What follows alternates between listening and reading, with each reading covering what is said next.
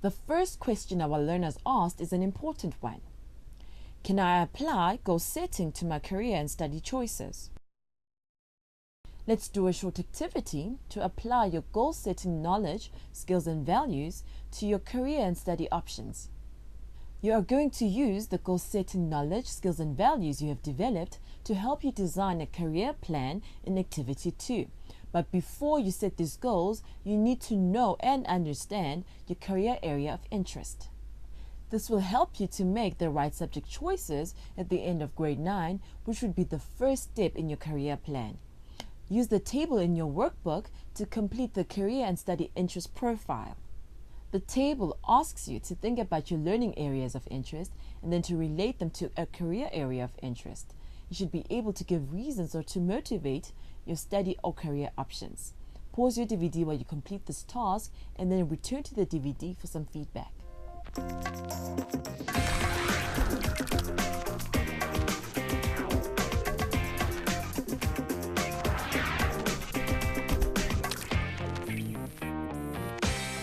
The career and study interest profile that you completed will help you to complete your career plan in the next activity.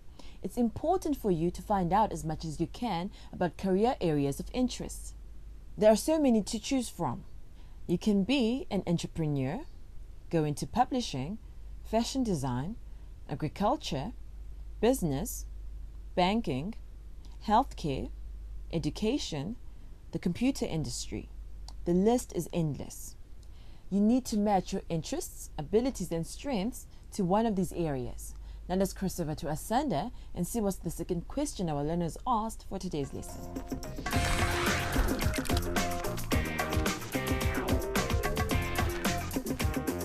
Okay, Philip, you can go right ahead and ask your question. How can I go about setting goals for my career? Well, how can we do that, guys?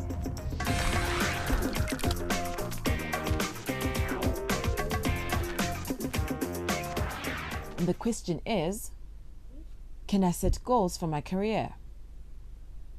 The next activity asks you to put a career plan together based on the work you have done over the last 2 sessions. You are going to use your goal setting knowledge, skills and values to develop your own career plan for assessment. Your teacher is going to use the criteria that is coming up on your screen to assess your project. Now these criteria are also contained in your workbook along with a rubric. Your plan should include a short section where you describe your interests and priorities for a career. For example, if your priority is to earn money, then most probably you won't choose to become a teacher. Must clearly define your career or career area of choice with realistic reasons for your choice. Must clearly define at least 3 short-term and 3 long-term career goals that are related to subject choice or the FET. Must outline steps to achieving these goals. These steps should be SMART. Must be flexible, that is, allow you to update and change things. Should have a section where you can comment on your progress and tick off achievements. Can be presented in any format. You might like to present it in the form of a table or a book or diary, as long as it's clear to the reader and allows you to keep it, change it, and work with it. Once your career plan has been assessed, you can put it into your portfolio and then keep returning to it to update it or change it if you want to. Now let's cross over to Asanda and see what's the third and final question our learners asked for today's lesson.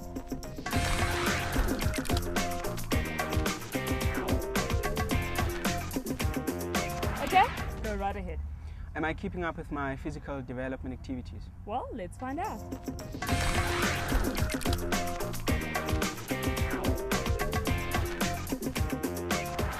The last question for this episode focuses on your chosen outdoor recreational activity and relates to learning outcome 4, physical development and movement. Am I keeping up with my physical development activity? You have set up your outdoor recreational activity and you have a logbook that you can use to evaluate and track your progress you've made over the next few weeks. Your teacher will then assess your logbook and final report at the end of the 11-week period. For activity 3, keep working on your physical development activity and remember to keep track of your experiences in your logbook. I hope that developing your career plan has been helpful to you. Remember that you can change your mind about your career choice at any time, but it's extremely important to think carefully about whether you want to continue with FET or go to a training college at the end of grade 9. Spend time talking to adults that you can trust about the choices or options available to you for the next year. These should be based on your strengths and abilities, as well as on the practical and economic options available to you. But in the meantime, let's return briefly to Asanda and see how our learners did in today's lesson.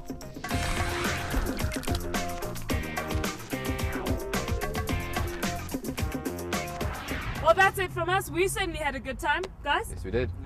Okay, I'm glad I speak for all of us. It's time for us to go. I'm definitely seeing you next time. Bye, guys.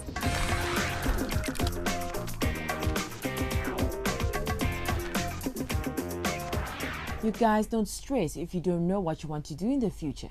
Just go with your instincts. And then if you happen to change your mind later on in the future, it's alright too. That's the most important lesson I have learned so far in my life. But until then, take care of yourselves and I'll see you next time. Bye.